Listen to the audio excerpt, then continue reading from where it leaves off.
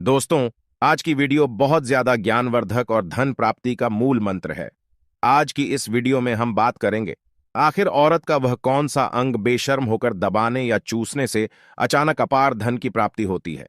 लोग औरत का कौन सा अंग दबा और चूस कर अमीर बन जाते हैं। जो भी मनुष्य औरत का यह अंग दबाता या चूसता है, उसके घर में सदा मां लक्ष्मी का वास रहता है और मां लक्ष्मी की कृपा सदैव बनी रहती है। तो दोस्तों, आज की इस वीडियो में हम बताएंगे औरत का वह कौन सा अंग जिसे हर पुरुष को दबाना या चूसना चाहिए। नमस्कार दोस्तों, आप सभी का स्वागत है आज की इस बेहद ही ज्ञानवर्धक जानकारी भरी वीडियो में। दोस्तों, आपको पता चल ही गया होगा कि आज की वीडियो में हम क्या सीखने जा रहे हैं। दोस्तों, चैनल को सब्सक्राइब करें और हर हर महादेव लिखना ना भूले। साथ ही इस वीडियो को जो लाइक और सब्सक्राइब करें, लक्ष्मी मां उसके घर पर सदा कृपा दृष्टि बनाए रखें। दोस्तों, एक बार की बात है, एक गांव में शिव नाम का व्यक्ति रहता था। वह अपनी पत्नी से बहुत ज्यादा परेशान था, क्योंकि उसकी पत्नी बात बात पर हमेशा उसे ताना मारा करती थी। तुम्हारे पास है ही क्या, घर में खाने तक को कुछ नहीं है।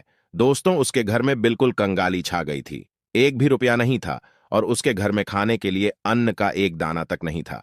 दोस्तों, एक तो घर में खाना नहीं, ऊपर से पत्नी का ताना। वह बहुत परेशान हो गया। उसे समझ नहीं आ रहा था मैं क्या करूं।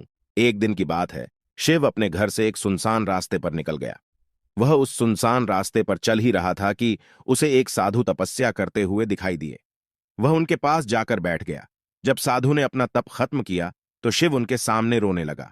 साधु ने शिव से कहा, पुत्र, तुम्हें क्या दिक्कत है? तुम क्यों रो रहे हो? आखिर तुम्हें क्या परेशानी है? तब शिव ने साधु महाराज से कहा, हे महाराज, मेरी एक पत्नी है जो कि मुझे रोजाना ताना मारती है। मैं गरीब हूं तो मैं क्या करूं? कितना भी कुछ कर लूं लेकिन धन कमा ही नहीं पाता हूं। अभी तक एक छोटा सा धंधा था, वह भी पत्नी के क्लेश की वजह से चौपट हो गया। वह दिन रात मुझसे झगड़ा करती है। अब तो मैं दाने दाने के लिए परेशान हो गया हूं। हमारे घर में खाने के लिए कुछ भी नहीं है, इसके अलावा पहनने के लिए वस्त्र भी नहीं है। लेकिन मैं अपनी पत्नी को समझता हूं कि वह मुझे ताने ना मारे, मुझसे झगड़ा ना करे, लेकिन वह बिल्कुल भी नहीं मानती साधु जी। इसी वजह से मैं बहुत ज्यादा परेशान हूं। इसी वजह से मैं घर छोड़कर यहां आया हूं। वह साधु जी कहते हैं, रो मत बेटा, मैं तुम्हें यह काम बताने जा रहा हूं। तुम्हें औरत का सिर्फ यह अंग बेशर्म होकर कर दबा या चूस लेना है। अचानक तुम्हारे घर में धन की प्राप्ति हो जाएगी। तुम देखते ही देखते अमीर बन जाओगे। साधु जी कहते हैं, जो भी पुरुष औरतों का यह अंग दबाता या चूसता है, उसके घर में कभी भी धन की कमी नहीं रहती है और ना ही उसके घर में लड़ाई होती है, या जो भी व्यापार करता है उसमें हमेशा तरक्की होती है। साधु जी ने कहा, अब मैं तुमको औरत का वह अंग बताने जा रहा हूं। इसे ध्यान से सुनना और अपने जीवन में इस पर जोर करना। तब शिव साधु जी महाराज की बातें बहुत गौर से सुनता है और कहता है, जितना जल्दी हो सके मुझे यह बता दो। दोस्तों, तभी साधु जी महाराज उस आदमी को एक कहानी सुनाते हैं और बताते हैं, एक नगर में एक किसान रहता था। उसके बहुत सारे खेत थे जिस पर वह दिन रात मेहनत करता था। उसके घर में किसान और उसकी पत्नी रहा करते थे। उस किसान और उसकी पत्नी ने आपस में बहुत ज्यादा प्रेम था। उसके घर में किसी भी प्रकार की लड़ाई झगड़ा या क्लेश नहीं होता था। इसी वजह से उसके घर में सदैव मां लक्ष्मी का वास रहता था और उसके खेतों में इतनी ज्यादा पैदावार होती थी कि वह दिन प्रतिदिन और अमीर होता जा रहा था। उस किसान और उसकी पत्नी ने इतना प्रेम था कि आसपास के लोग उन्हें देखकर जल जाया करते थे। धीरे धीरे उसके पूरे गांव के लोग जान गए, किसान और उसकी पत्नी में बहुत ज्यादा प्रेम है। धीरे धीरे यह बात उस नगर के राजा तक पहुंच गई। दोस्तों, किसान और उसकी पत्नी की बात जब राजा के पास पहुंचती है तो राजा भी उसके प्रेम की काफी ज्यादा तारीफ करते हैं। वह सभी से बताते हैं कि हमारे नगर में एक किसान और उसकी पत्नी रहते हैं, जिनमें कभी भी लड़ाई झगड़े नहीं होते हैं। उन दोनों में आपस में इतना प्रेम है कि मैंने ऐसा अपनी जिंदगी में कभी भी नहीं देखा। एक बार की बात है, राजा पूरे नगर में डिंडोरा पिटवाते हैं कि इस नगर में जितने भी लोग हैं वह सभी अपने घर में घी का दिया जलाएंगे। राजा की पत्नी पूछती है कि आप ऐसा क्यों कर रहे हैं? सबके घर में घी का दिया क्यों जलवा रहे हैं? राजा अपनी पत्नी की बात सुनकर कहते हैं, दीपक प्रेम की निशानी होता है। जिसके घर में घी का दीपक जलता है उसके घर में सदैव प्रेम बना रहता है। और मैं चाहता हूं कि जो प्रेम किसान और उसकी पत्नी के घर में है वह हमारे पूरे नगर में रहे, पति और पत्नी के बीच। इसीलिए मैं हर घर में दीपक जलवाना चाहता हूं। दोस्तों, राजा के सैनिक जाते हैं और हर जगह नगर में ढोंढी पीट देते हैं और कहते हैं सभी के घर में रात भर घी का दीपक जलाना चाहिए। दोस्तों, राजा की बात मानकर सभी नगरवासी अपने घर में दीपक जला देते हैं। लेकिन जैसे ही आधी रात होती है, सभी के घर के दीपक बुझ जाते हैं, लेकिन किसान के घर का दीपक वैसे ही जलता रहता है। दोस्तों, दीपक हमेशा किसान की पत्नी जलाती थी, लेकिन उसकी बात नहीं मानती थी। वह हमेशा अपनी मनमानी करती थी। उसका जो भी मन करता था वह वही काम करती थी। लेकिन किसान को इस बात से कोई भी दिक्कत नहीं होती थी, क्योंकि किसान बहुत समझदार था। किसान सोचता था, यदि मैं अपनी पत्नी को रोक टोक करूंगा तो घर में बेवजह ही लड़ाई झगड़ा होंगे। इसी वजह से कई चीजें किसान अपनी पत्नी की ये बातें अनदेखा करता था। किसान इस वजह से अनदेखा करता था कि उसके घर में प्रेम बना रहे। राजा अपने महल में चढ़कर पूरे नगर का नजारा देख रहे थे।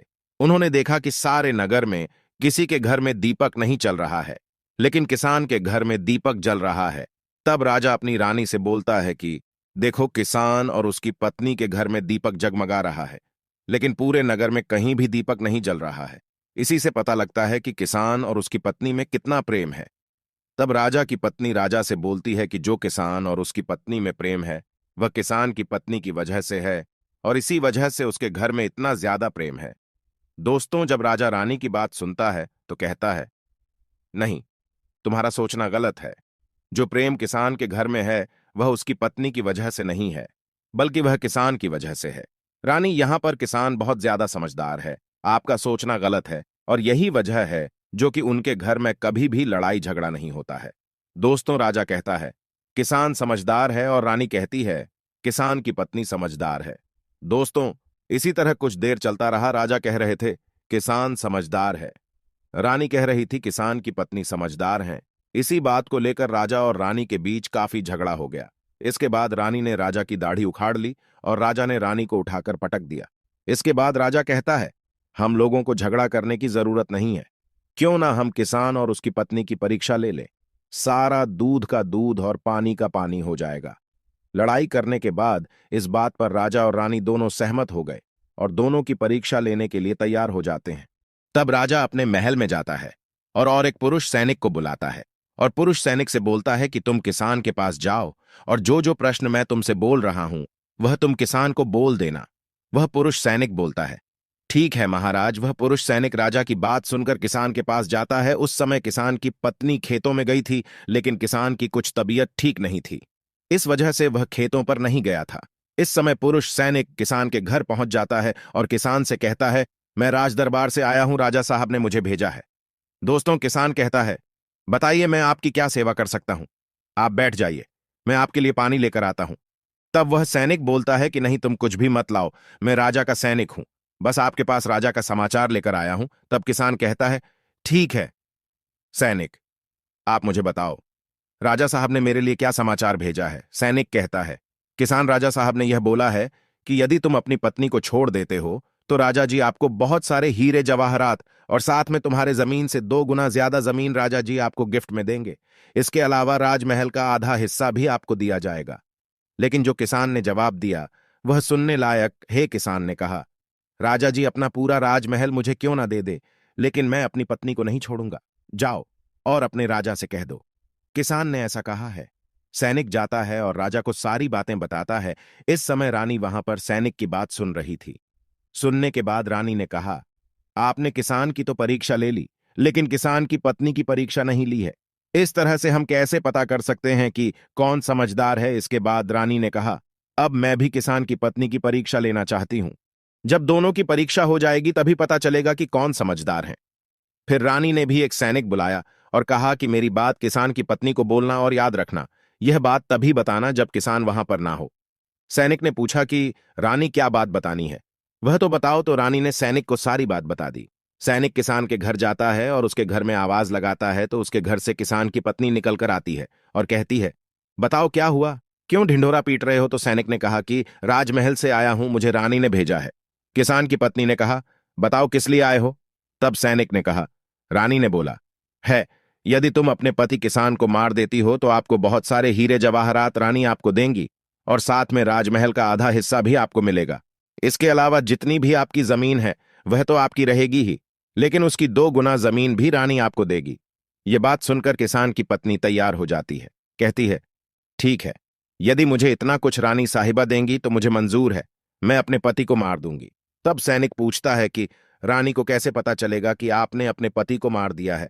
तभी किसान की पत्नी बोलती है, मेरे घर में जो दीपक जल रहा है, जब मैं किसान को मार दूंगी तो उसे बुझा दूंगी, तभी आपको पता चल जाएगा कि मैंने किसान को मार दिया है।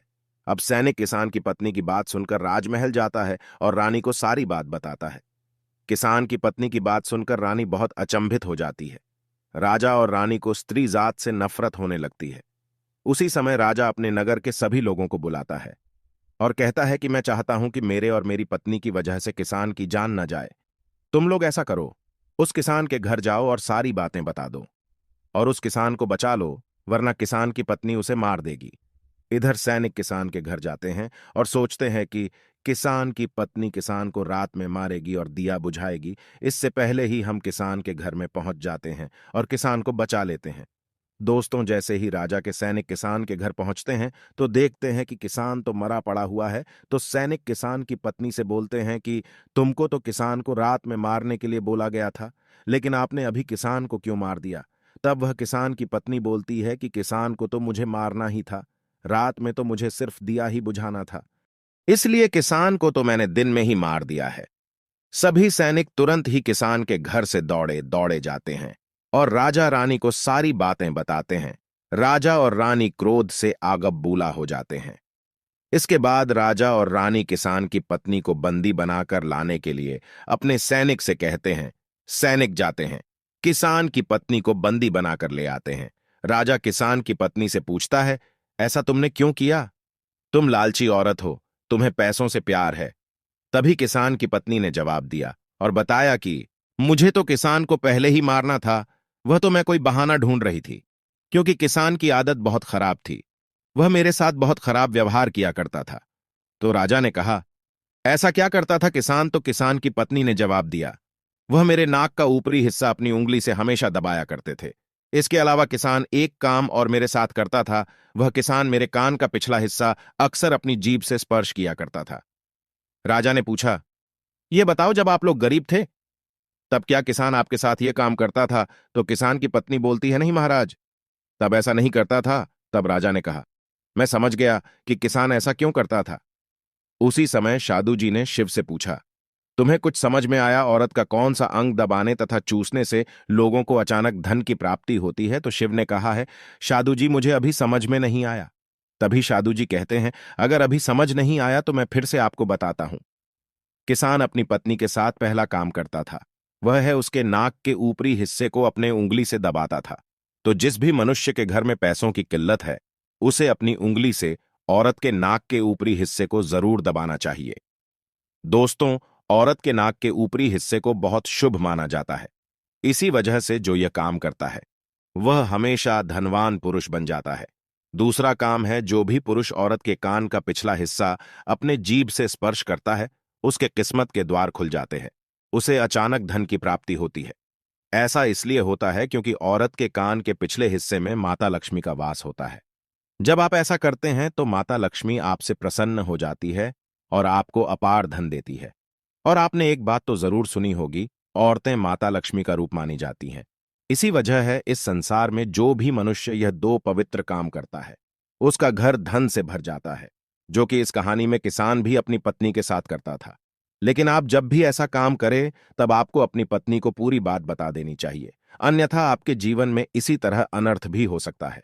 दोस्तों, आज का ज्ञानवर्धक वीडियो कैसा लगा कमेंट करके जरूर बताएं और हाँ, कमेंट में हर हर महादेव लिखना ना भूलें। धन्यवाद।